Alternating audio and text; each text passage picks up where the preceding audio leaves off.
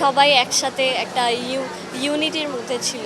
আসলে আমার ভাইয়ার কথা মনে পড়ে গিয়েছে। বাসায় সারাটাক্ষণ আমি আরও একসাথে থাকতাম। আমি আমার রুমে থাকতাম না, আমি ভাইয়ার রুমে গিয়ে একসাথে আমরা যাতে থাকি এরকম টাইম স্পেন্ড হতো। ওকে জড়িয়ে ধরে অনেকক্ষণ বলছিলাম যে প্লিজ থেকে যাও, যেও না। ভাই বোনের যে বন্ডিংটা, আমি খুব ভাইয়াকে অনেক মিস করেছি। আমার যতজন মুভি দেখেছে মানে প্রায় সবাই কান্না করে বেরোচ্ছে, আমাকে অনেক দোয়া দিয়েছে। আই হোপ সবার অনেক ভালো লেগেছে। আসলে আমি বললাম যে আমার মুভিটা দেখে আমার ভাইয়ার কথা অনেক মনে পড়েছে। মুভিটাতে আলিয়ার রোশনি যে চরিত্রটা ভাই বোনের, এটাতে এমনভাবে ভাই বোনের বন্ডিংটা দেখিয়েছে, আমার আসলে আমার ভাইয়ার কথা মনে পড়ে গিয়েছে। আমার জাস্ট ভাইয়ার কথা মনে পড়েই কান্না আসছে। যখন ও দেশে ছিল তখন ও বাসায় যখনই আসতো, বাসায় সারাটাক্ষণ আমি আরও একসাথে থাকতাম।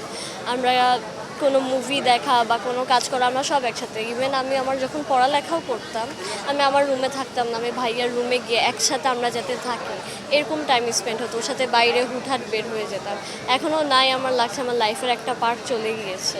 প্রথমে যখন শুনলাম ও চলে যাবে তখন আমি সবাই অনেক এক্সাইটেড ছিল যে ও আসলে ওর ড্রিম পূরণ করতে, ফিল করতে যাচ্ছে, ফুলফিল করতে।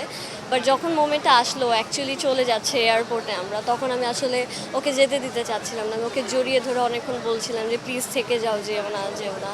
আমার কাছে আসলে খুবই অনেক ভালো লাগছে যে আমি আসলে রোশনি চরিত্র জানি না কতটুকু করতে পেরেছি, বাট ওরা যে বলছে যে ওদের কাছে ওদেরও ভাই বোনকে অনেকেই মিস করছে, এই জন্য আমাকে এসে অনেকেই বলেছে। তো এটার জন্য আমার খুবই ভালো লাগছে, খুবই খুশি লাগছে যে আমি ওদেরকে ওরকম মোমেন্টটা ফিল করাতে পেরেছি।